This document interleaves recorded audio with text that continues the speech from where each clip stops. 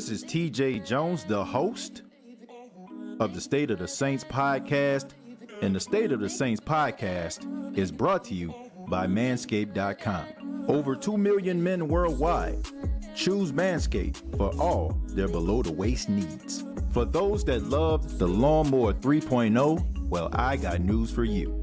The Manscaped engineering team has confirmed that they have successfully created the Lawnmower 4.0. The Lawnmower 4.0 gives you the ability to turn the 4000K LED spotlight on and off when needed for a more precise shave. The new trimmer even allows you to customize your trim all through additional guards lengths, sizes 1 through 4. And looks-wise, it's sleek with a two-tone matte and gloss finish, even features a hot foil stamp, black chrome Manscaped logo. Show your mower off loud and proud. Go to manscaped.com, use the promo code State of Saints, and you will save 20% off of the Lawnmower 4.0 as well as other Manscaped items. That's manscaped.com.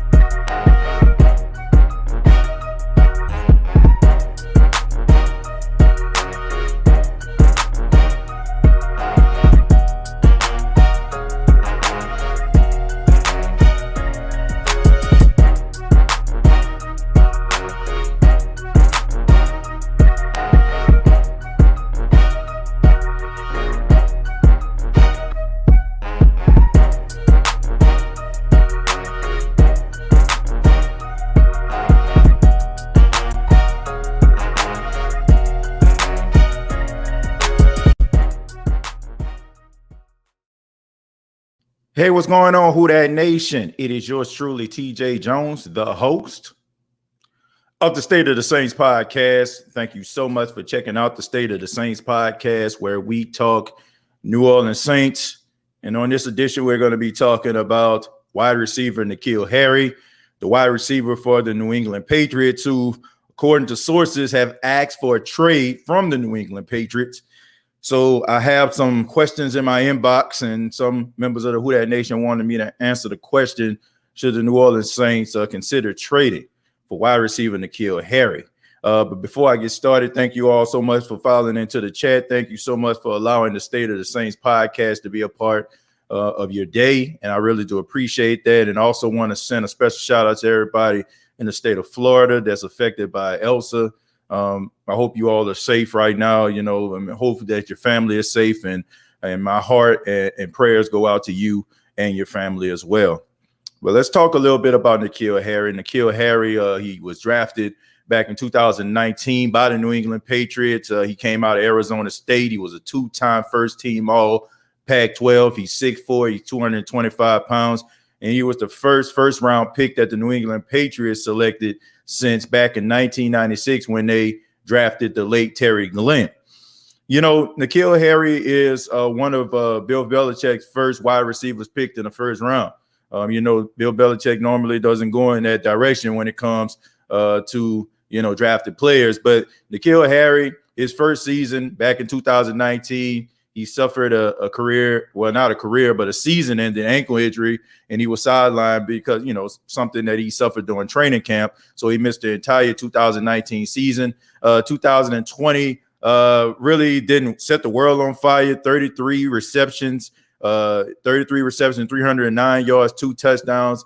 And no, that was last season. I'm sorry. In 2019, he had 12 receptions for 105 yards. In 2020, he had 33 receptions for 309 yards and 2 touchdowns. So that's a total of 45 receptions and about 4 touchdowns. And, you know, a guy that's a first-round draft pick for a team, you know, teams are normally looking for a guy to come in to change the fortunes. And I said this on the last edition, that when a team selects you in the first round, they're expecting you to be that number one receiver or emerge to be that number one receiver. We seen it when it came to the Minnesota Vikings last season, right?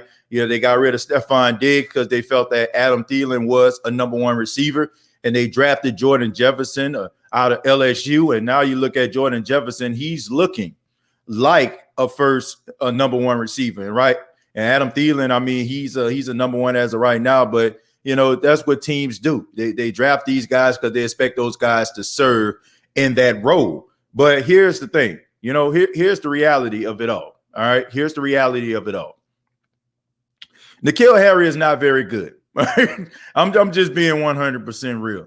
N'Keal Harry isn't very good. There's nothing about N'Keal Harry that I see that I would feel that the Saints need to go out here and trade for him. I mean, the guy doesn't really show me that much passion on the field. He doesn't really show me that dominant receiver that I expect for him to be. And I don't feel bad about saying that because, I mean, last season, season before last, he played with Tom Brady.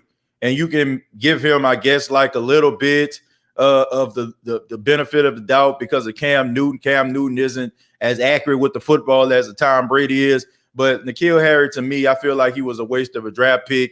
There's nothing about N'Keal Harry I expect for him to go on to be a number one receiver on anybody's team. He, to me, is like falling into Darius Hayward-Bay type territory to me.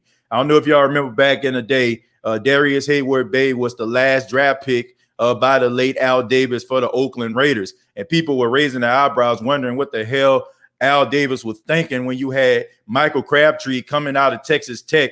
And even though Michael Crabtree didn't end up being everything we expected him to be, he had a better career than Darius Hayward-Bay. All Darius Hayward-Bay was really fast. N'Keal Harry is really fast. I mean, and he's physically imposing, but at the same time, to make a trade for him, hell no. I don't know anybody's thinking about that. As a matter of fact, Bishop Bowen. Hell no. To the no, no, no. Hell to the no. I mean, honestly, man, this is just a show to, give to the Who Dat Nation, because I mean, this was like maybe the fourth or the fifth time through an inbox I heard somebody ask me this question. N'Keal Harry does not deserve to be traded for it. I mean, his agent coming out here saying he wants to be traded. I would like to see the team that is going to give the New England Patriots anything for this guy. And if they do, they probably going to give them like a 7-round pick, probably 2 packs of M&Ms, and maybe 2 tickets to the local movie theater. But that's about it, man. You ain't about to get no money for this dude. You ain't about to get no draft leverage for this dude. And anybody in the Saints and the Who Dat Nation that's thinking that this dude is going to come in and change the fortune of the New Orleans Saints, I have to say, man, I don't think it's April 20th, right? So I don't think anybody should be high around this time. You have to be out of your freaking mind. There's nobody on this Saints team that I feel like that's not better than N'Keal Harry at this stage of his career. You look at somebody like Marquez Callaway. Marquez Callaway, in my opinion, is better than N'Keal Harry. You look at somebody like Deontay Harris. Deontay Harris, in my opinion, and what he can do is better than N'Keal Harry. You look at Tre'Quan Smith. Tre'Quan Smith is better than N'Keal Harry. So what does anybody in their right mind, why would they honestly believe that N'Keal Harry would be better than anything the New Orleans Saints have? Besides the fact that he played for the Patriots. And we always looking to try to find somebody that has some type of name. I keep telling members of the Who Dat Nation, stop falling in love with names. Why do we keep falling in love with names? Why do we love names so much? Why do we feel like we have to be validated by names? Just because a guy is not a big name receiver, just because a guy doesn't come in with cachet and coming from a big name university and come with a lot of fanfare, does not mean he can't contribute to a football team. We do this every single year. Should we get this dude? Any guy that get cut, get released, get traded, we looking at this guy, man, you think we need to get him? And we put up our guys against these guys. And there's nobody on this Saints team that I would trade for N'Keal Harry. I'm telling you, man, maybe a box of Melamars, maybe two proofs of purchase from a cereal box, but I know ain't nobody seriously considering trading anything that the Saints have for N'Keal Harry. This dude has been playing for 3 years. 32nd pick overall in the first round of the 2019 NFL draft, and he only had 45 receptions and 4 touchdowns. I don't need to tell y'all, ladies and gentlemen, that's not very good. If we want to look at somebody that is not living up to expectations, look no further than N'Keal Harry. We up here talking about, man, what about Tre'Quan? Man, Tre'Quan has had a better career than N'Keal Harry. I mean, come on, man. Now, come on, don't knock my boy like that now. There's nothing on this New Orleans Saints wide. Like, honestly, let's go down the list here. Let's go down the list, and then I'll go ahead and get to some of your questions and comments. Let's look at Michael Thomas. Let's not look at Michael Thomas. Let's just knock him off the table. That's not even worth the discussion. Let's look at Tre'Quan Smith. Tre'Quan Smith has had 5 touchdowns in each of his last, 2 or 3 seasons, right? So about 15 touchdowns. Tre'Quan Smith, really good blocker, solid pass catcher. Not everything that we think that he needs to be at this time, but we feel like he has a lot of upside. I'm going to say that he's better than N'Keal Harry. Let's look at Lil Jordan Humphries. Jordan Humphries, the only thing that separates him is opportunity. Lil Jordan Humphries had his first touchdown catch against the Kansas City Chiefs late in the fourth quarter of a game that was pretty good, right? All he needs is experience. Would I trade Lil Jordan Humphrey for N'Keal Harry? Nope. What about Juwan Johnson, a guy that's around the same height and the same size as N'Keal Harry? Seems like he's probably going to get moved over to tight end. Do I feel like that's going to help his career? Absolutely. So would I trade him for N'Keal Harry? No. Deontay Harris, one of the best, if not the best kick returner and punt returners in the game, guy that can take the top off the defense, and he can take over a game if necessary. Would I trade him for N'Keal Harry? Nope. What about Kawhi Baker, the guy that's coming out of South Alabama, the guy that I consider to possibly be the answer to the third down, 3rd and 4, the short yardage situation type wide receiver we need, the slot receiver we've been looking for since Willie Snead. Would I trade him? Nope. I mean, come on, man. What are we talking about here? Marquez Callaway, a guy that can help you on special teams if Deontay Harris goes down, a guy that showed that he can lead the team in receptions and take over a game just in case Michael Thomas gets double covered. Would I trade him for N'Keal Harry? Nope. So what the hell are y'all talking about? All those people say, I would, I might. What? What are we wishing on a star here? I wish I may, I wish I might. No, hell no. What are y'all talking about, man? No way. N'Keal Harry is not worth the price of admission or a trade. I don't know what y'all been looking at, man. 45 receptions. The longest catch he had in his career is 30 yards and 4 touchdowns in 3 years. Where they do that at? But I'm going to read some of your comments. Thank y'all for chiming in. I'm going to start with Terry. Terry says, exactly. Slim says, hell to the no. Ray says, Suns in 5. Jerry says, okay, Slim. South. Helwood says, Kurt Warner made a video about Jameis and Taysom pointing out the good and the bad in their game. Well, I mean, I trust Kurt Warner. I like Kurt Warner a lot. And, I think that he has good intentions. I trust his analysis. He's a solid commentator, man. Damian says, facts, TJ, who are these people who are asking about this guy? Man, I was shocked. I wasn't even going to go in this direction. I saved the show that I was going to talk about today for tomorrow. But my inbox and my email were flooded about N'Keal Harry. And not to mention, there was an article put out. I don't know if it was Cornell Street Chronicles or Who That Dish, but they were even talking about it. Talking about N'Keal Harry to the Saints makes sense. Huh? I don't know, man. Shouts out to all those beat writers out there, man. All those guys that work hard and burn the midnight oil to give us quality content and quality journalism. But, man, it don't make sense to me. I might have to disagree with that. Greg says, I would rather Tommy Lee. Yeah, I would take Tommy Lee Lewis. Tommy Lee Lewis give you some type of reduction than N'Keal Harry, dude. N'Keal Harry, to me, I don't know if it's just the Patriots offense or just the fact that he just lazy. I just don't get it, man. He has all the upside and the ability and stuff like that. And he has the media machine trying to push him to be that guy, but he just not that guy. And it's not his fault.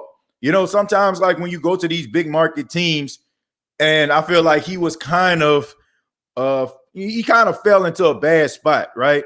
When you go to a team, and first off, like I said, he was the first wide receiver selected by Bill Belichick in the Bill Belichick era. So that's the first time in like 18, 19 years. And then he was the first wide receiver drafted in the first round. I want to say first round, not the first receiver, but the first receiver drafted in the first round by Belichick and the first receiver drafted in the first round since Terry Glenn.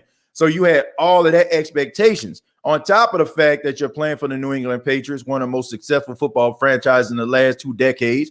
Not to mention that you were going to a team that was led by arguably the greatest quarterback of all time, is the greatest quarterback of all time, the son of Tom Brady. So if anything goes wrong, the offense goes to crap, you know they're not going to blame Tom Brady. They're going to, like, what's the difference? So I just feel like he may have fell into a bad spot. I guess you can make that argument, right? If he goes to a smaller market where the expectations are lower, maybe he'll be able to exceed, or maybe he'll be able to go out there and do his thing. But I don't know, man. You know, like, I question guys' ability. Like, there are sometimes, like, you see guys, and sometimes their circumstance cause them to not live up to full expectations. And we're looking at that right now. Like, we when we have these arguments about Jameis Winston, right? When we're arguing about Jameis Winston, we're talking about Jameis, and we're saying things like, well, he fell to the Tampa Bay Buccaneers. They were a struggling franchise. He went up in there. They have no running game. They have no offensive line, whatever, right? So we give guys the benefit of the doubt. But the difference between Jameis and N'Keal to me was the fact that Jameis tried hard. Jameis understood his limitations. Jameis knew that he wasn't all he cracked up to be, right? But I can say one thing about Jameis Winston. You can talk about him all you want to. You can laugh at the interceptions, but one thing you cannot say about Jameis Winston is that he ever gave up in a game. He tried too hard to try to win the game. You know what I'm saying? He pushed so the team can win that football game. With N'Keal Harry, I'm not getting those vibes. There are certain guys that I see that I don't get those type of vibes from. Guys like Ndamukong Suh to me, right? You know what I'm saying? I just feel like, you know, football mercenaries. I get those vibes from people like Jadeveon Clowney, who are football mercenaries, guys that I feel like can turn it on and off. You know, like you look at guys like Aaron Donald, who are always on. You look at people like Drew Brees, he was always on. You know what I'm saying? Like, you look at guys like Michael Thomas, always on. And then you have those guys that have talent, have the ability, have the skill, but they turn it on and off like a light switch, man. It's like they'll go for a $125 receiving one week, and then the next week they'll go for about 18, 19 yards. You're like, what the hell going on here? Why? What's the up and down, man? What's the New York Stock Exchange stock market type stats you putting up here? Up and down, up and down.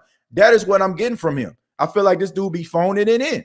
And anytime a guy I feel like phones it in, anytime I feel like a guy not putting up his best effort, I don't want him nowhere near a team that I root for. I'm serious. There's nothing I dislike more. And I'm not saying I dislike N'Keal Harry because I don't know him. I'm just saying what I dislike. One thing I dislike is a person that quits and gives up when they have all the ability in the world. I used this example a couple weeks ago. It's like a guy that's 6'7", 6'8", that's in your gym and can't dunk. You know what I'm saying? That's just like that is to me. A guy that's 6'7", 6'8", and can't shoot or play basketball. You get angry at looking at that. Now, we can say, oh, man, you know, everybody that's 6'6", 6'7", don't mean they can play basketball. But at the same time, if you're in there playing basketball with them and you possess certain type of skills, but you're not tall, you get angry looking at that person, right? You're like, man, I wish I did have your height. I wouldn't be up in here playing.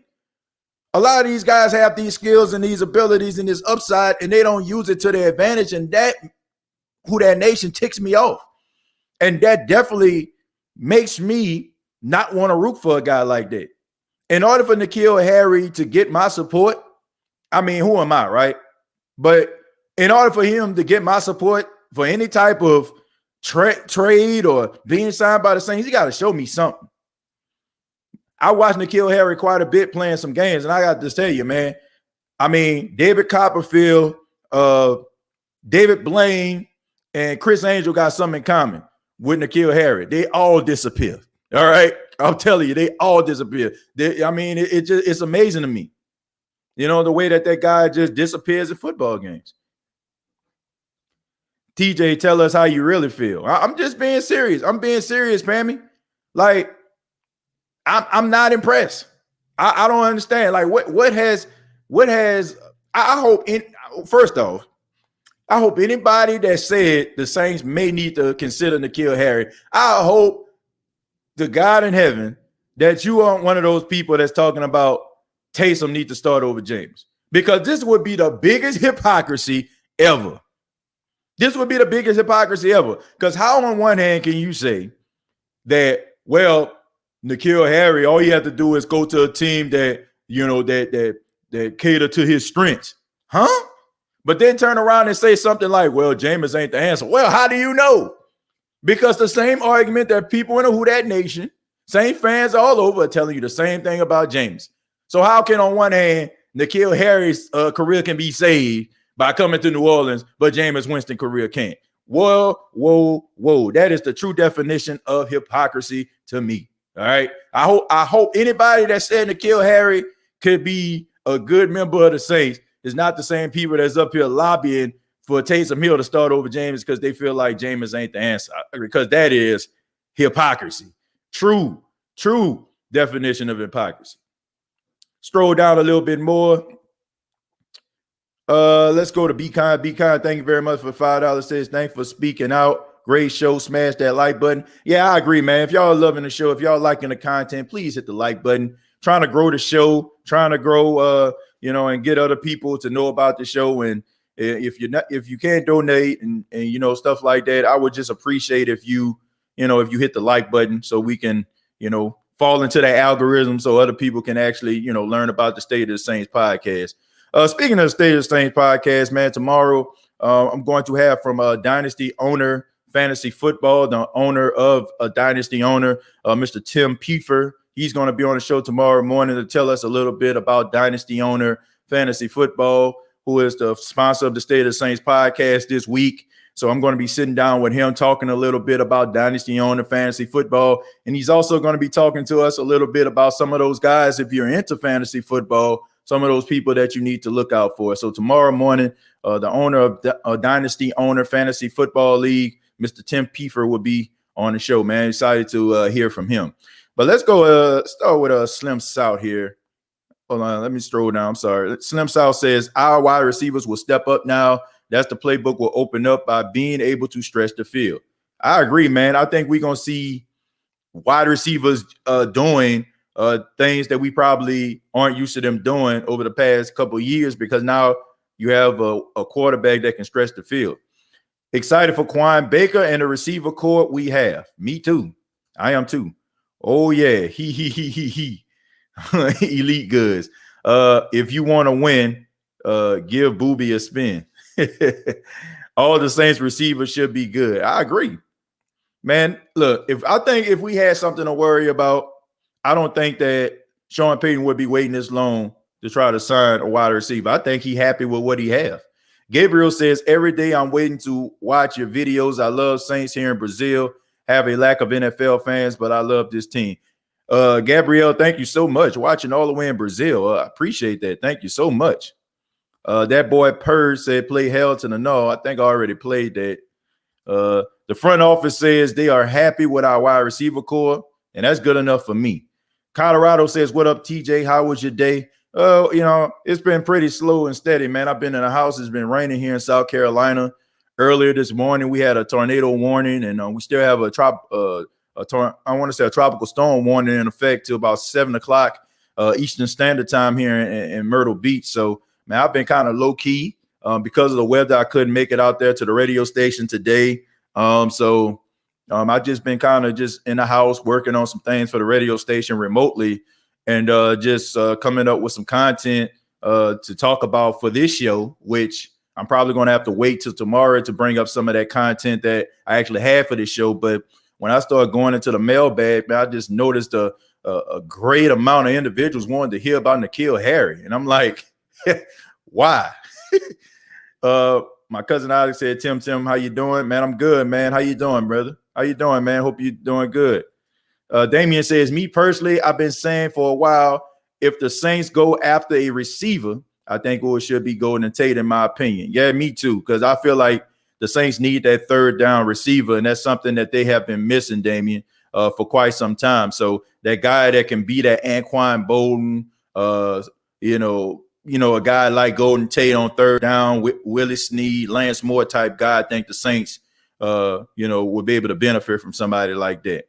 Eddie says, what are your thoughts on Tre'Quan Smith? If they acquire N'Keal Harry, does that mean a negative for Tre'Quan and his development? No, look, Eddie, I said this before, and Eddie, I don't know if you're new to the show or not, man, but thank you so much for tuning in. Thank you for your question. But I don't think the Saints are giving up on Tre'Quan Smith. Sean Payton loves Tre'Quan Smith. Like, he likes him a lot. Like, he rants and raves about him.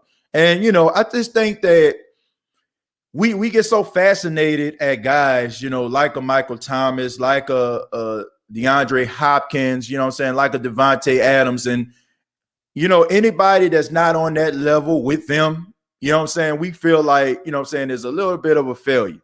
And sometimes, like, because of the success of a Michael Thomas and there's so much of a drop off in between, we have a tendency of looking past what those other wide receivers do, but when you have a wide receiver that can block on the outside, that's beneficial to a running back. Ask a running back who runs vertical.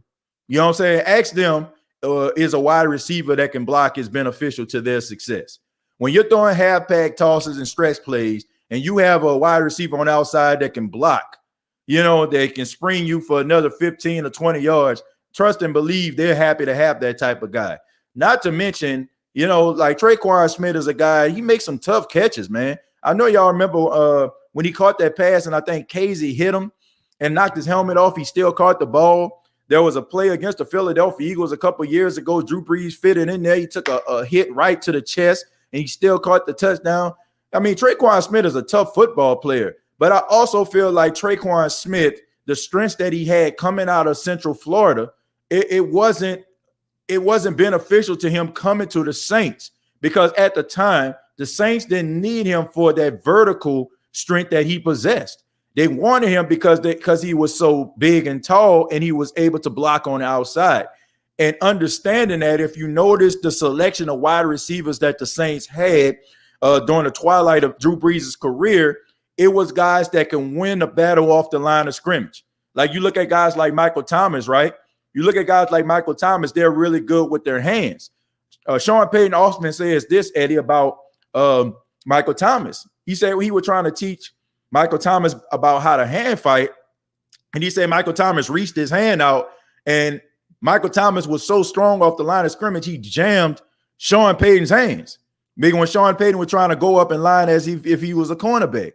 So if you notice, that was the kind of route that they were trying to go. You look at somebody like Deontay Harris, like, yes, he's good at stretching the field, but he's also very elusive. So if you're throwing wide receiver screens, he can get through those blocks and spring for big yards. So I just feel like Tre'Quan Smith ability to block was beneficial to the Saints signing him. But now, not only is he a good blocker, but I think this year you're going to see little nuances of Tre'Quan we haven't been used to seeing. Like, you really haven't seen a lot of vertical shots down the field of Tre'Quan. I mean, they're few and far in between. So I feel like if we're evaluating Tre'Quan based on what we've seen over the last couple of years, I feel like that wouldn't be fair, because all the tools in it that he possesses wasn't able to be on display because of the limitations of Drew.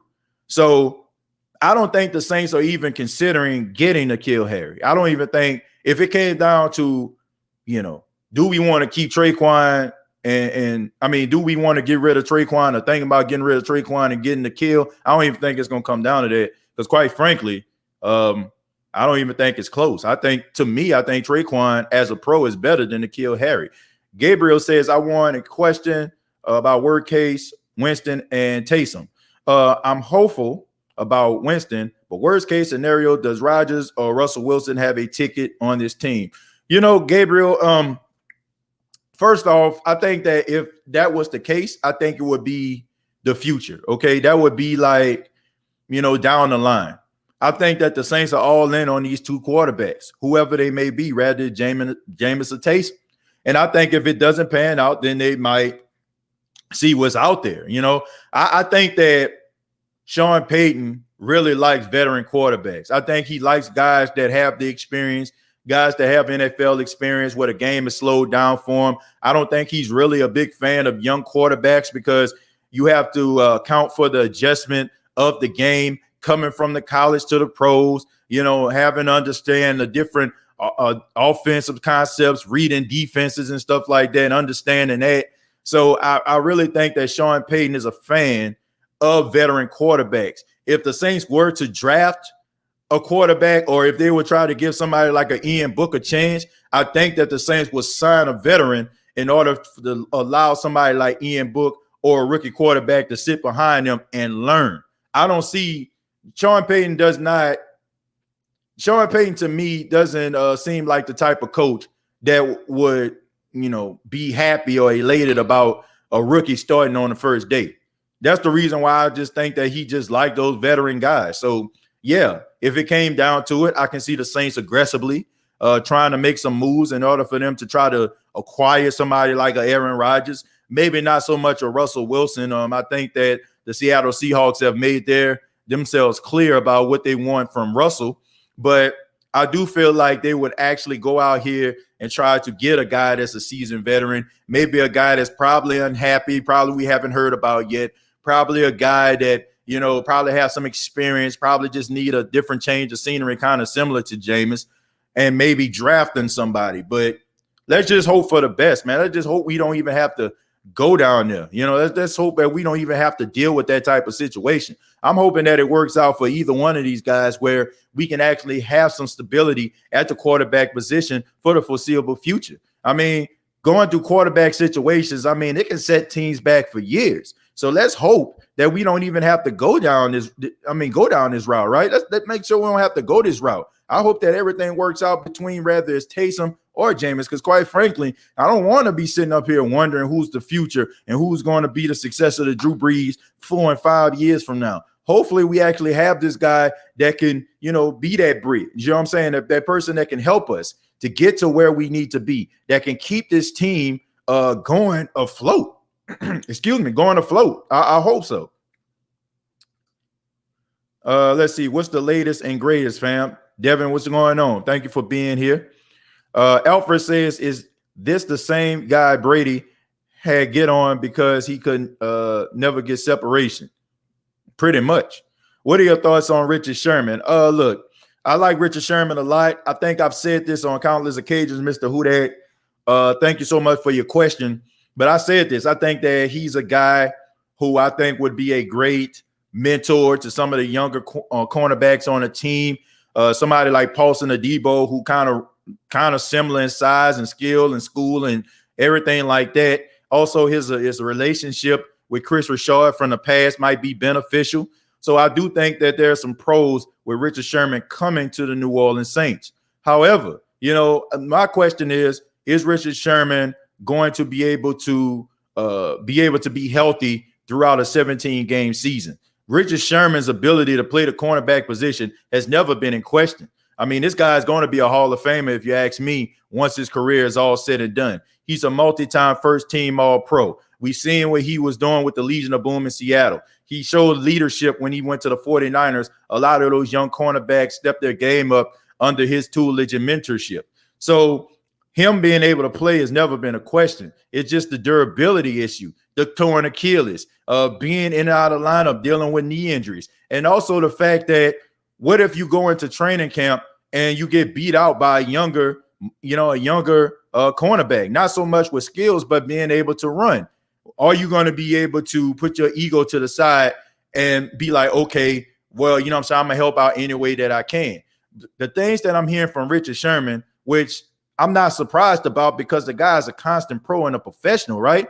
When you're good at what you do and you're at the creme de la creme, you're the top of the food chain and you're an elite player, it's hard for you to accept the fact that you're not that player anymore. So I don't expect for Richard Sherman to say, ho hum, I can't play football anymore. I can't be a starter. But I do want him to understand if a team like the New Orleans Saints bring him in and they say, okay, we want you to be a starter, but let's just say something happens, or maybe some of these other guys show a lot of promise that he's willing to say, okay, I'm going to put my ego to the side and I'm going to do what's best for the team. I'm going to play my snaps to the best of my ability, but I'm also going to help this young cornerback get to where he needs to be. So I don't know if he's at that point of his career or not. I don't know if he's going to wait around, maybe wait for training camp. Something happens. I'm knocking on wood because I don't want to see any NFL player get hurt, but maybe he's sitting around waiting for a cornerback or something like that in training camp, maybe to go down so he won't be at the mercy of some of these GMs and these front offices and being like, okay, this is what we can offer you, because that's what guys are doing right now. That's what these veterans are doing. They're waiting for situations to present themselves so they can name their price because they don't want to be at the mercy of these teams. And I understand that, right? If anybody has been in business or have done negotiations, you want leverage. You want a contract. You want a deal that benefits you. So I can understand that. But at the same time, if you come in and you have this idea of who you are, but that idea is not what it is, I will hope that you would accept that and still be a constant professional and help to develop some of these young players that looked up to you since they were kids. I mean, because he's been in the league for quite some time. So I would love to see him on the New Orleans Saints team. I think that he can bring a lot to the table. But at the same time, I mean, if these guys beat you out, I'm not saying that they are. Just humble yourself and go out there and be the best you can be. Never heard of this guy, but according to you, it seems like we'd be getting empty calories if we acquire him. Definitely. That's pretty much it. I don't have anything to comment on that. You pretty much said it all. If y'all still have TA7, should be quarterback number 1 for this Who That's. Y'all don't know football. Look, I don't know. You know what I'm saying? I'm saying pretty much. I wouldn't say that. Look, I don't want to say that because I understand how people feel, right, about Taysom Hill. I'm not here to change anybody's mind. I have a difference of opinion in those people. I'm not going to say they don't know football, but at the same time, I feel like sometimes we let our heart get in the way of our minds. In our hearts, we want him to start because we like him so much. Like, it's almost like, you know, like I used to watch Family Matters when I was a kid growing up, right? And I used to see Steve constantly try to get at Laura. I know some of y'all probably lost. Some of y'all probably don't even know what Family Matters is, which is insane. But anyway, for season after season, we seen Steve Urkel go after Laura. You know what I'm saying? And Laura shut him down.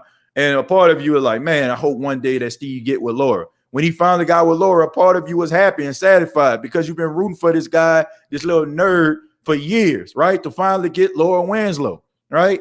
It's kind of the same way with Taysom. We've been rooting for years for Taysom to get his opportunity because we like him so much. And we want to see him do good because he's a good guy, right? You know what I'm saying? He's a good guy. He says all the right things. He's a humble guy. You know what I'm saying? Like, oh, you know, like we like him. He goes out there. He plays hard. Teammates love him. We love him. But at the same time, you can like somebody. You can wish them well. But in reality, it may not be the best fit, right? How many times have we seen, I'm about to be real. How many times have we seen that beautiful woman or that handsome guy and we wanted them, right? But we realized, like, man, this person might not be good for us, man. Like, we might end up turning to something that we don't want to be, or the connection isn't there. Like, we know, like, we you know what I'm saying? It looks good, right? He dropped that shoulder. It looks good. He runs down the field and takes over a game, jumps over a defender. It looks good. But in reality, what about all the other things, right? What about all the other things that's prohibiting, you know what I'm saying, him from, you know, being everything we want him to be? Sometimes we get blinded by that. We get blinded by the looks, right? Man, they get on my nerves. But dang, he look good. Man, she get on my nerves. But dang, she look good. You know what I'm saying? But I'm just being serious, folks. Sometimes we want something so bad that sometimes we're willing to look past all the other stuff. I like Taysom. I would love to see Taysom on the Saints team for years to come. Like, I'm serious, because he's such a matchup nightmare. I mean, not only that, like, he's a trendsetter. You got teams right now trying to find quarterbacks that can do the same thing he can do. Why? That's my only question. Why would you want to change that? You know, like, why would you want that? Like, you can play, like, honestly, you can try to go out for quarterback and fail, and probably be on the sideline 4 or 5 years, or you can play for a team, may not be the quarterback, may not get the main position you want, but still play for 4 or 5 years in the NFL and collect a check. Man, sounds pretty doggone good to me, doesn't it? I mean, doesn't that make sense, folks? I'm just saying, help me out here. Mighty Mouse, thank you very much for the $5. He says, we need to focus on the defensive side of the ball, either linebacker or cornerback. Should be our main focus, not wide receiver. I agree with that. Thank you for being a supporter, too. Thank you for being a supporter, too, Mighty Mouse. I appreciate that. Jesus says, so who do you think we should pick up in free agency? Because we know we should need another wideout. So a wideout, I guess he means wideout. Who else you think we could pick up in free agency? It'll be a wideout besides Michael Thomas. Well, Jesus, look, Jesus, honestly, as of right now, I can't answer that question because I don't know. We're basing our opinion on a limited quarterback. I love Drew, man. I'm serious. But let's just be honest. Drew was limited over the last 3 to 4 years. He was limited. So it's hard for me to come out here and say a guy is not good enough or the Saints need to go in another direction because maybe the skills that person possessed, maybe the Saints couldn't accommodate for it, right? How many times have we seen Drew Brees run to the sidelines because the Saints need to throw the ball past 20 yards? How many times have we seen Taysom take the field and throw the ball down the field to Deontay or Tre'Quan? How many times have we seen this?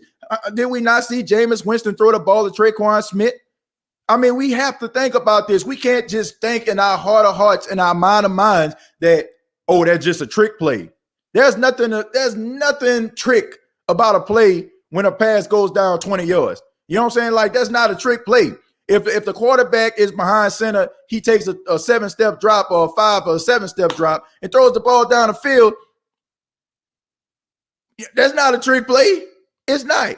That, you know what I'm saying? We have to come to grips and understand. And it's not a shot at Drew. Drew said it himself. That's why I don't feel bad about saying this. And this is why I don't feel like people should be trying to get at me and saying, man, you don't like Drew. You ain't never liked Drew. I don't see why people want to get on me about that because Drew said it himself. Drew said he didn't have all the tools in the toolbox. This came out of the mouth of number 9, Drew Brees. So for us to sit up here and say, we need another wide receiver, how do we know? How do we know? That's like somebody saying, you know what I'm saying, I need a new car because it keep going out on me. And then it turns out you take it to the mechanic shop and they say, well, nothing's wrong with your car. You just need a new battery. Should you go and get rid of your car because you just found out you need a new battery? No, right? There's nothing wrong with your car. You just need a new battery. You put a new battery in and your car's working good as new. So it's hard for me to say, we need this if these guys can have all these different skills. Are you telling me that, Tre'Quan Smith is not a good wide receiver because the strength that he had was going vertical in college and he had to learn how to be a slot receiver? So now Jameis is here. Not only can he play in a slot, but he also can play on the outside where he can take the top off the defense and play into the strengths of what he had before he even got to the league. Are you telling me that Deontay Harris can't benefit from this? A guy that was just basically known for wide receiver screens over the last couple of years. Now, you know what I'm saying, you can probably put him on the offense and he can go vertical or put him in the slot where he can burn a slot receiver or safety down the field. Are you telling me they can't benefit from a guy like a Jameis or a Taysom that can get the ball down the field? So I just say everybody pump their brakes on trying to go out here, we need this guy, we need that guy. Because let me tell you something. When we needed certain type of wide receivers, we seen the same front office go out there and make it happen, right? We went out here, we tried to get Cam Meredith. It didn't work out because he was injured. You know what I'm saying? We tried to get him from the Chicago Bears. We tried to get Ted Ginn Jr., you know what I'm saying, for the kind of same reasons what they had with Deontay Harris, and he can work in the slot. We tried to get guys, right? We tried to get guys that kind of play into the strengths of what Drew Brees can do. So let's just pump our brakes when it comes to, we need this, we need that, because we don't know if what we're looking for has been on a team the entire time. Let's wait a minute, pump the brakes before we start talking about getting wideouts in free agency, because we don't know exactly if we have to go that route or not. I'm gonna stroll down a little bit, folks. Let's stroll down. I'm gonna stroll down. Roderick, thank you very much for the $5. Says, hey there, TJ. Did you hear? Okay, did you hear about the media saying they? Let me see. Who is this? Richardson. I don't know. What Richardson is this? Are you saying Shakari Richardson? Or are you talking about somebody? What other Richardson we talking about here? No, but I didn't hear it. I didn't hear about it. I didn't hear about that. I need to know what Richardson you were referring to. I don't know if it's Shakari Richardson or some other Richardson. I apologize, man. But if you put it down in the comments again, and you don't have to, donate, but just put the name down there again, who you're talking about, and I'll answer your question. Derek says, I'm late. Who is Harry? N'Keal Harry. N'Keal Harry is a wide receiver for the New England Patriots. And the fact that you just asked who is Harry says everything we need to know.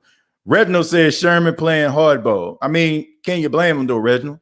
I mean, this is a business at the end of the day. So I don't knock him for making business decisions. I don't knock him for that at all. But I want to take this opportunity to thank one of the sponsors of the State of the Saints podcast, Dynasty Owner Fantasy Football. Dynasty Owner Fantasy Football. Are you worried about not being able to find anyone to play your league with? Well, don't worry, because Dynasty Owner can help you fill your league with fantasy football enthusiasts like yourself.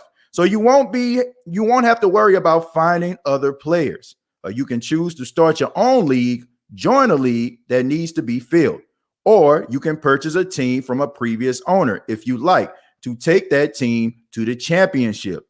If you are finally serious about joining a big league, go to dynastyowner.com and start your dynasty today. Once again, that's dynastyowner.com. So thank you to Dynasty Owner and also the official sponsor of the State of Saints podcast, Manscaped. Manscaped.com. Go to manscaped.com and use the promo code State of Saints, and you can save 20% off of your purchase. There's also free international shipping. So thank you to everybody that has purchased Manscaped items. I really do appreciate that. Once again, use the promo code State of Saints, all lowercase letters, all one word, and you will save 20% off. Now let's get back to the comments. Damian says, by the way, TJ, today is my birthday. Just joined the 40 club, but I'm looking good. Damian, happy birthday to you, brother. Appreciate all the love, support you show here on the State of Saints podcast. And I hope you have many more birthdays, my friend. Thank you for being here on your birthday, and hopefully your birthday has been going well. Tyree says Harry would open up space for Michael Thomas. You must be talking about if you're talking about space, you must talk about him moving some stuff out Michael Thomas' living room, because I know you ain't talking about on the football field. That's the only way he can make space for him. If Michael Thomas calls N'Keal Harry open and says, N'Keal, hey man, you doing anything today? And N'Keal Harry says, nah. Well, he's like, man, I need to move my couch. You think you can move my couch and move my TV to the other room? I need some space. That's the only way N'Keal Harry can make space for Michael Thomas. Sam says Taysom Hill is one of my favorites. I like him as a slash, but I'm not scared if he has to play under center. Well, Sam, thank you very much for being a supporter, man. And I understand that, man. If it doesn't scare you, I'm not going to knock that. If Taysom comes into the game, I think the Saints can win some games. Like winning a lot of games, I just don't have that level of confidence in him as I would like Jameis Winston. Like, I'm not saying that the Saints would be first pick overall bad if Taysom started, but I just think that Jameis gives the Saints a little bit something different than what Taysom can at the quarterback position, like throwing the football. Derek, I wanted Taysom to be the quarterback last year until I saw those 4 games. Honestly, he's not a starter.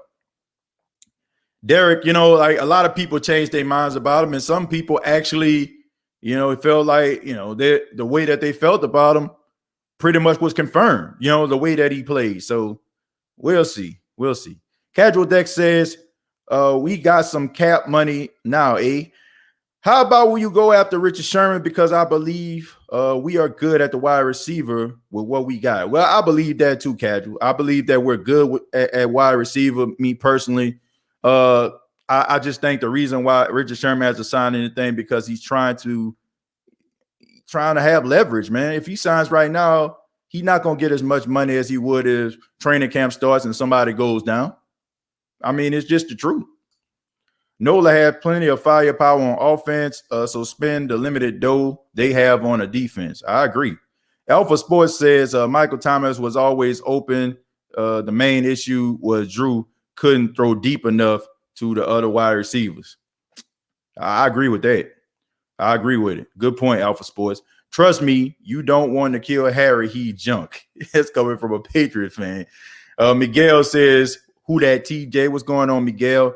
Eddie says, here's a question. What happened once our head coach leaves and a couple years left, and what you think about our team will be like once he's gone? Well, Eddie, that's down the line. I mean, Sean Payton on his contract still has like 3 more years.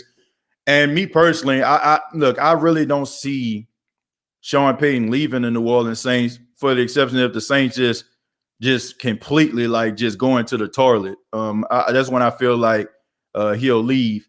I just feel like the position that Sean Payton is in, the organization, they give him so much leeway. They don't be in his way. They don't try to disrupt what he does as a coach, or the move that he and Mickey Loomis try to make when it comes to making the decisions to bring in personnel and bringing players in.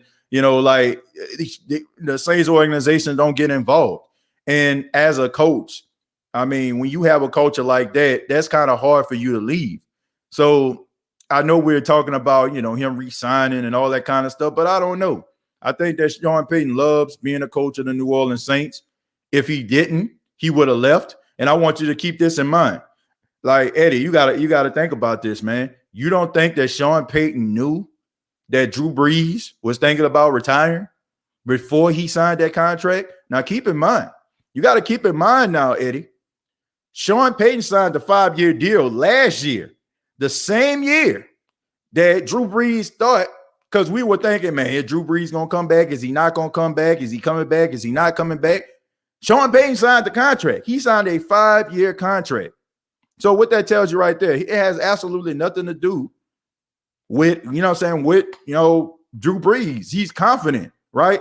He's confident that he can bring success to New Orleans post Drew Brees. And that's the reason I feel like he likes it here. If that was the case, these guys have been conjoined since 2006, right? If he had the opportunity to leave, I mean, because Drew could have been like, I'm about to retire. He could have signed like a 1-year deal, 2-year deal with an option for the 2nd year. He could have and when Drew retired, Sean could have went somewhere else, but he didn't. So that tells you everything you need to know. He likes being here. And I just think that he's taken it upon himself as a duty to go out here and try to see if he can win and be successful without Drew. So true, TJ. Let's see what we have first before we start disrupting the team. I agree with that. Like, I'm just saying, like, let's just wait. We just quick to go in panic mode because we don't know. We don't know, or we don't recognize certain people. So we just feel like we don't have anything there. Everybody got to, start somewhere. I think the Saints offense might be the dark horse this year. I think Winston will fit into that offense nicely. Yeah, but at the same time, while we're thinking and making assumptions, I think that the Saints need to put the emphasis on defense. You got to put the emphasis on defense because that you still have a new quarterback under center, and you're going to need that defense to play lights out until the offense actually develops some level of chemistry. Hi, TJ, the host. I'm thinking without a doubt we need an experienced cornerback. I agree with that, Freddie. I think that the Saints have a young cornerback room right now. I think they need some veteran leadership in there. Trey Richardson. Trey Richardson. Okay. You talking about Trey Hendrickson? Are you talking about Trey Hendrickson? Okay. We're talking about Trey Hendrickson here. Okay, yeah, Trey Hendrickson. I'm like, Trey Richardson. Trent Richardson? Nah, but Trey Hendrickson. No, I don't think Trey Hendrickson is overrated. I don't. I thought he was pretty good the last couple of years. The only thing was he was dealing with injuries. Over the last couple of years, starting out, Trey Hendrickson was leading the team in sacks. I think in 2019, he started off the gate. He had 4 sacks in like 3 weeks, right? and he was leading the team in sacks before he went down, had an injury, and he missed a couple weeks. Then this past season, he led the team in sacks. So that was one of the main reasons what gave me, when people were talking about Jadeveon Clowney last offseason, I was like, man, we got Trey Hendrickson. So I don't think that he's overrated. I think that he's going to be really good. I think he's going to be really good for the Bengals. When the hell N'Keal Harry is scared anybody? Stop. Don't want him. Yeah, I didn't understand that. TJ with the radio spot commercial voice. I see you, my boy. Hey, man, we do this every single day, okay? We do this every single day. On top of being a podcaster here, I'm a radio personality, so I'm on the air Monday through Friday. So we do this every day, man. Tyree says, I think the sideline are going to be the best in the NFL. We got a lot of talent, and we just need to worry about the number 2 corner. Is we going to bring in Richard Sherman or Steven Nelson, but I believe in the Debo. Well, let's just wait. Like, I don't think any of the cornerback questions are going to be answered until we probably in training camp. That's when I feel like we're probably going to bring somebody in, or probably a couple, I'll say a week or two before training camp. Wouldn't surprise me either, but I don't think we're going to see anybody of any significance that will be able to compete until training camp. Derek says, I think the Saints offense is going to be just fine. I am worried about the weak side linebacker and cornerback number 2. I'm all for Alexander for coming back so Warner can learn from him. Derek, who's to say Pete Warner won't come in and light the world on fire right away? Like, we don't know that for sure. There's every year they have that one guy that always comes in, always makes an impact that nobody expects to make that type of impact. People that, we probably never even really heard of. Pete Warner is a guy that has a lot of experience at Ohio State. He's a guy that's a leader. He's a guy that understands defenses. He's a guy that is fast. He's a guy that, to me, is a sure tackler. So he has a lot of traits that I think we as Saint fans need to be proud of. The only issue that we have in a Who Dat Nation sometimes, if we feel like a guy is a rookie, so we don't feel like we can count on that guy to come in and ball out.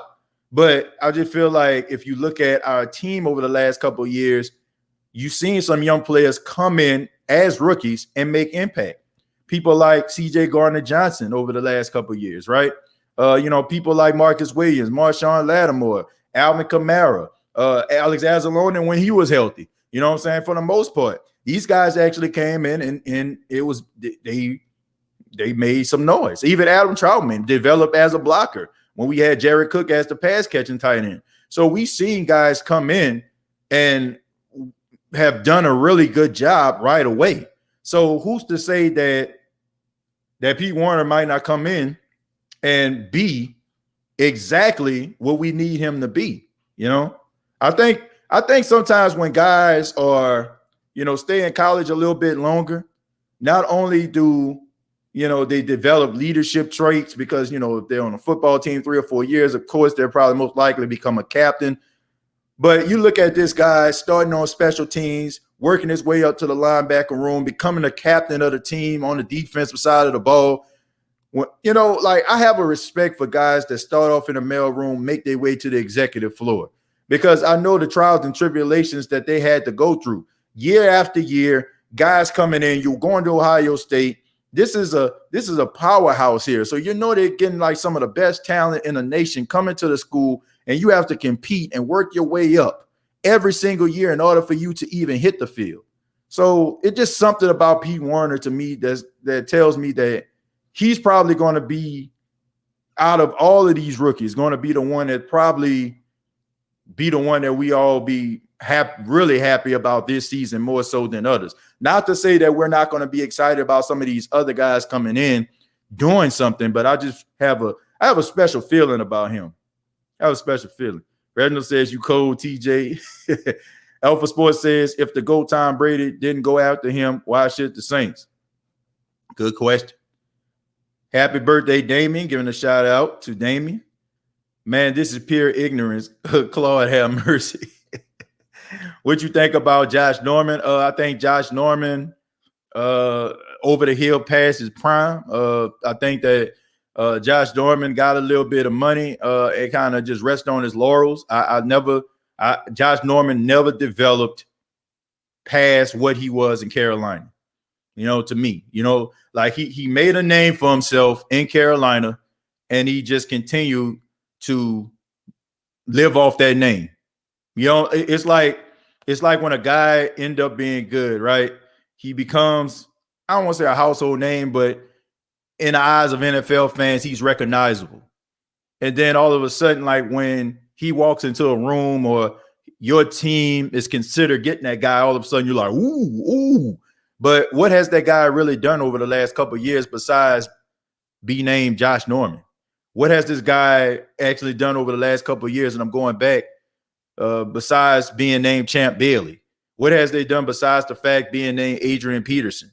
No disrespect to those guys. Really good when they were in their prime, but a lot of these guys living off their name. And Josh Norman over the last 3 to 4 years, that's what he's been doing. I mean, he's been getting stiff-armed by Derrick Henry. He's been getting smoked by Michael Thomas. He's been getting burnt by Odell Beckham Jr. I mean, come on, man. Like, let's just be serious about this. All he has been doing is running his mouth and getting embarrassed on a football field. He has not been what we wanted him to be. You know what I'm saying? And a part of me is glad that the Saints dodged the bullet, because I remember when the front office actually went to Drew Brees a couple of years ago, and they were thinking about making some moves in order to make a trade for Josh Norman when he was unhappy. So makes me think that the Saints actually dodged the bullet. No, like Josh Norman was really good when he was in his prime, but he's not the same. He's not the same Josh Norman when he was in Carolina. I mean, that's just my humble opinion. Roderick says it was a news article saying Hendrickson is overrated since signing with Cincinnati. They said he was underrated with the Saints, but with the big payday, Cincinnati fans already doubting. Well, look, Cincinnati fans don't need to be doubting nothing, because anything that y'all can bring in would be an upgrade for anything that y'all actually have already. Oops. Sorry. Well, not sorry. It's reality. It's reality, man. The Cincinnati Bengals for the last couple of years have sucked. Their head coach, Zach Smith, is not very good at head coaching. This dude is not very good. Don't know how he sustained the job. Don't know what the heck they're going to do when it comes to, what in that regard. I don't think that they're going to be any, I don't think any Cincinnati fan need to have a problem with anything, because they're not very good. So if you can go out here and you can get somebody like Trey Hendrickson, why not? Honestly, who the hell are the Cincinnati Bengals to be complaining about anything? Like, seriously, man. In reality, you have like one of the worst front offices in all of football. One of the most stingiest, most stubborn franchise owners in the history are the Brown family. You guys refuse to trade guys when they want to leave. You want to keep these guys around. Clearly, these guys aren't happy. These guys have to basically retire in order to get off your books. And you constantly just think that guys just constantly think that you all, like, well, I mean, I don't know, man.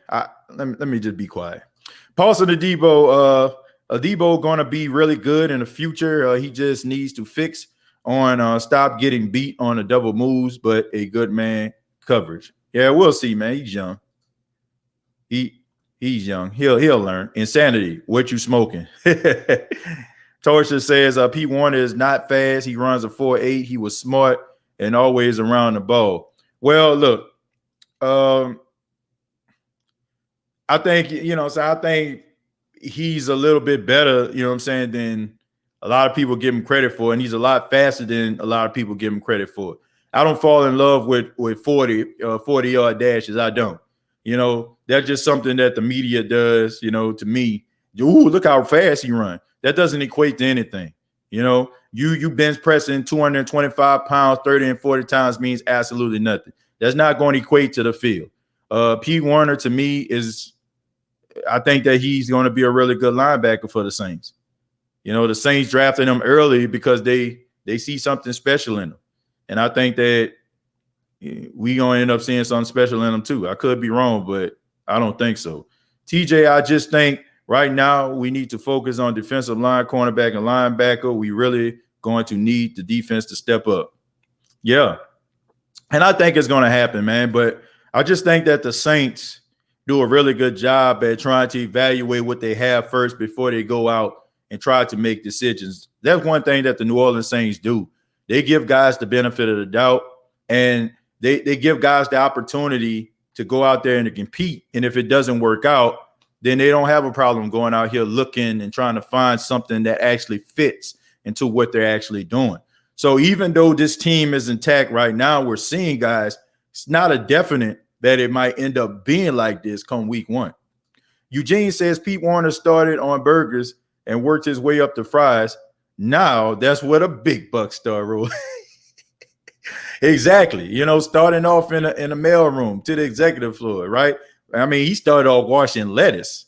You know what I'm saying? Like that's where then you got the fries. You know what I'm saying? He up there. He didn't even start on the burgers. He was washing lettuce. 8-1 should have been 9-0. Yeah, pretty much. The Eagles, they got lucky that day. Pete Warner ran a 4.6. I'm not really, like I said, I'm not really big on 40-yard dashes. I don't think that really tells a whole story about how a guy's career is going to end up. According to the Saints ESPN analyst, every player drafted in 2007 was a bad move. Exactly, man. You don't know what these guys are going to be until they go out there and play, and then you can make that type of decision. I want to see Lil Jordan Humphrey flourish this season. Well, I don't know how much playing time Lil Jordan is going to get. I do feel like he's a little bit on the bubble. He's going to have a good training camp, man, in order for him to make the team.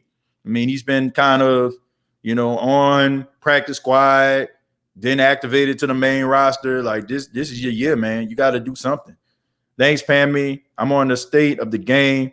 That's why I didn't see. And special shout out to the OG. Yeah, shouts out to you, Damian. Thank you, man, for chilling out on the State of the Game podcast. A big hell no for Josh Norman. Yes. I ain't feeling it. Warner got something he can hit. Yeah, man. I think he a sideline of sidelines. And there's still no indoor practice facility in Cincy. There's not even an outdoor practice facility. If you count on the way they've been playing over the last couple of years, you'd think they even have a facility at all.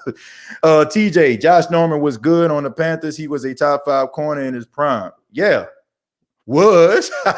I mean, that was, which is past tense, which used to be, which means yesterday, which means yesteryear, which means in the past, right? We're talking about right now. And right now, if you ask me, should the Saints go anywhere near Josh Norman, my answer to you would be hell no.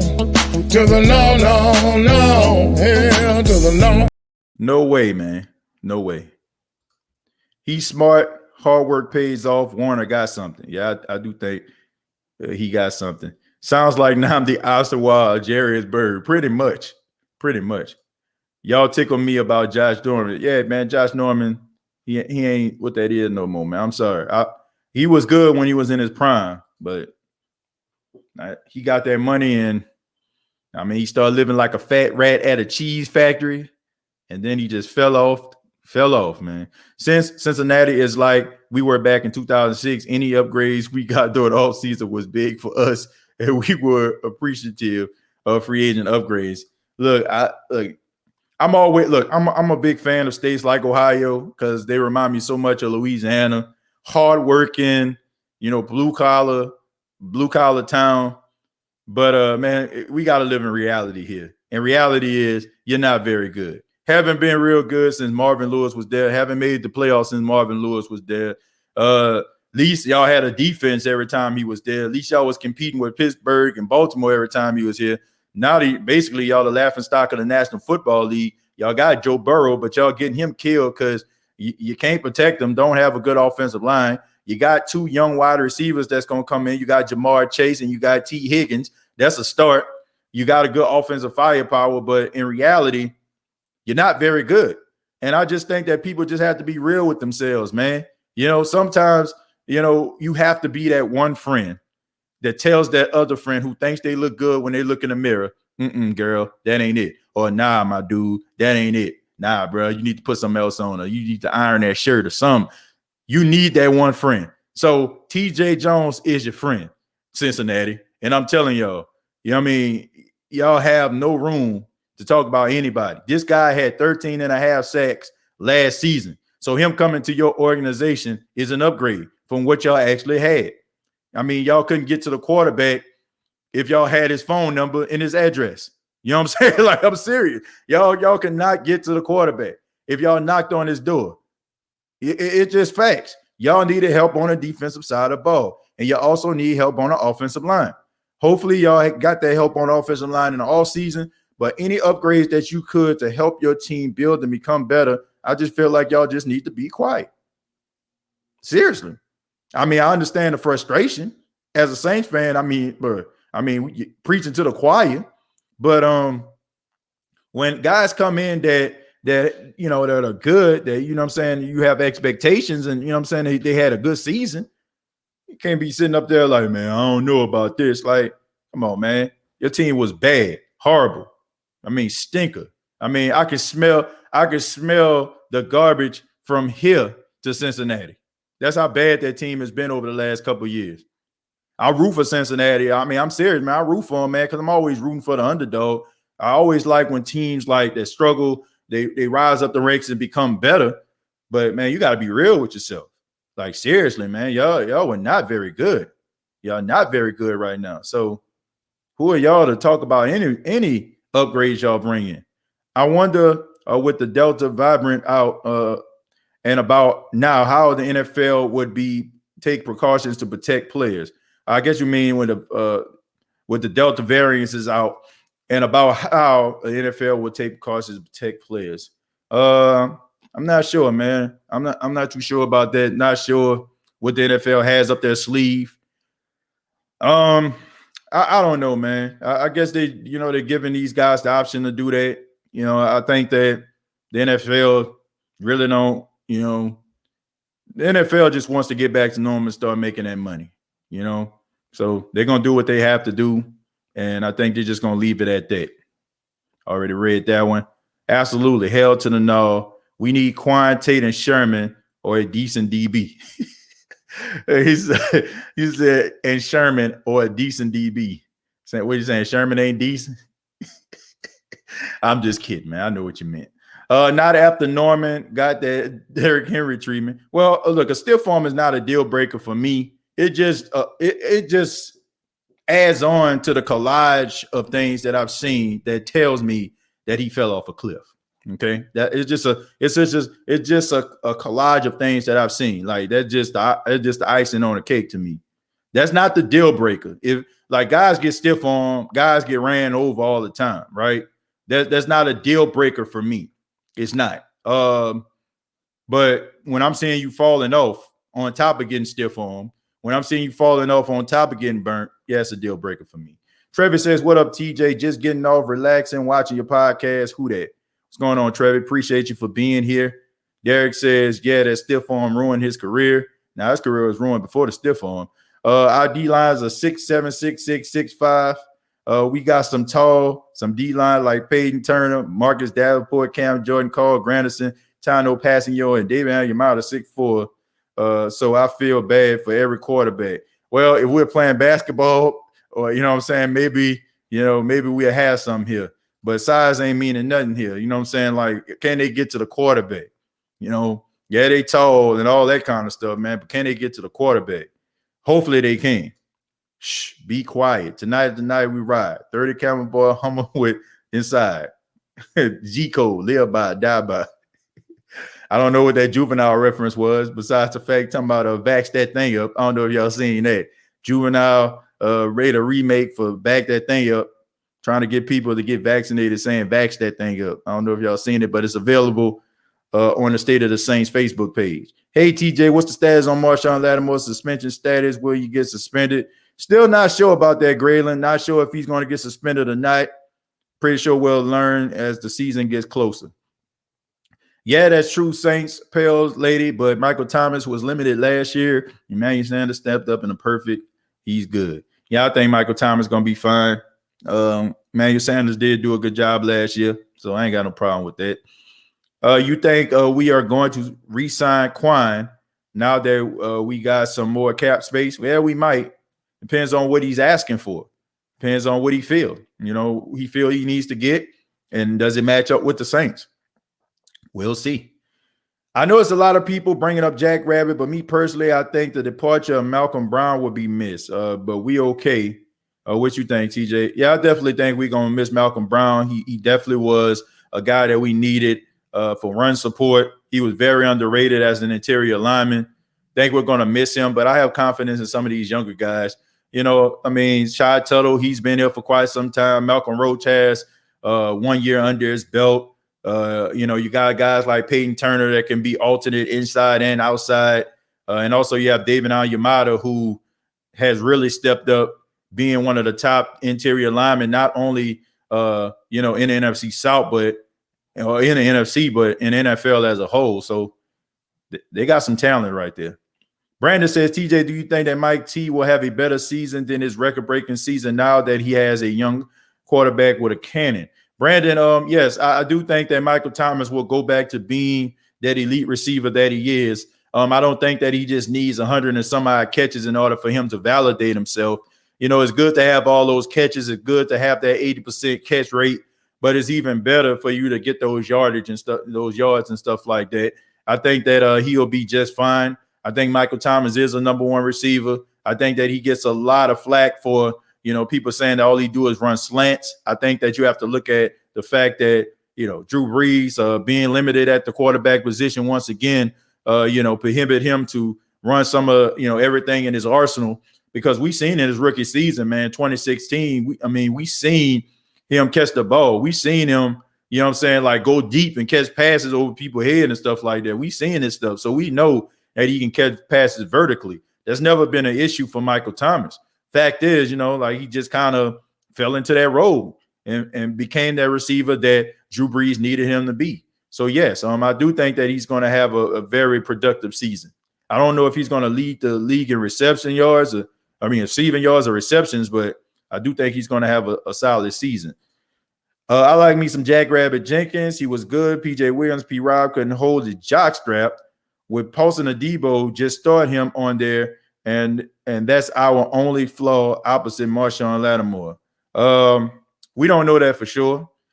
These other guys, look, Patrick Robinson, PJ Williams, they're good slot guys, right? We don't want them on the outside, nowhere near the outside. Please don't touch the outside.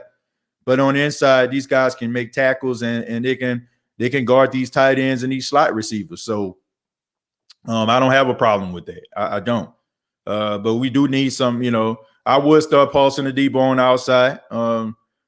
Maybe he'll go through some growing pains, maybe not, but we never know until we put him out there. And he got to be baptized by fire, as they say. Christopher says, Saints, Pale, Lady, Buffalo going to have a good squad. Saints, Pale, and Buffalo going to have a good squad too. Come to Charlotte week 2, Reginald. Let's see. ICP, you smoking. What did ICP actually say? Let me scroll back up. ICP's Carolina speaking NFC South this year. Just watch. I don't know about all that. I think that Carolina going to be better than last year. I'll give them that. But spank the NFC South, I don't know about all that. I think they're going to be better, but I don't think they're going to spank the NFC South. I don't think that at all. I'm not going to say they're going to be god awful. I don't think they're going to be the worst team in NFC South, but I do feel like they're going to be formidable. I don't think they're going to win a division. They're going to win some games, though. But I want to say thank you all for checking out the State of the Saints podcast. Thank you so much for those that made comments, those that asked questions. I really do appreciate it. Thanks to those that donated. Please, before you go ahead and hit that like button if you have not already. Let everybody know how much you enjoyed the State of the Saints podcast. And if you did, go ahead and hit that subscribe button if you haven't already as well. Subscribe to the State of the Saints podcast here on YouTube. Also, follow on Facebook, facebook.com. Search the State of the Saints podcast. Previous episodes available on iTunes, Spotify, iHeartRadio, Anchor FM. We want to thank Dynasty Owner Fantasy Football League being a sponsor of the State of the Saints podcast, and also the official sponsor, Manscaped.com. Go to Manscaped.com for all your male grooming needs. Save 20% off. Use that promo code State of Saints, and you will save that 20%. Free international shipping as well. You all take care. Have a great day. All those in Florida, be careful out there. Hope everybody's doing fine out there. And like always, all I got to say is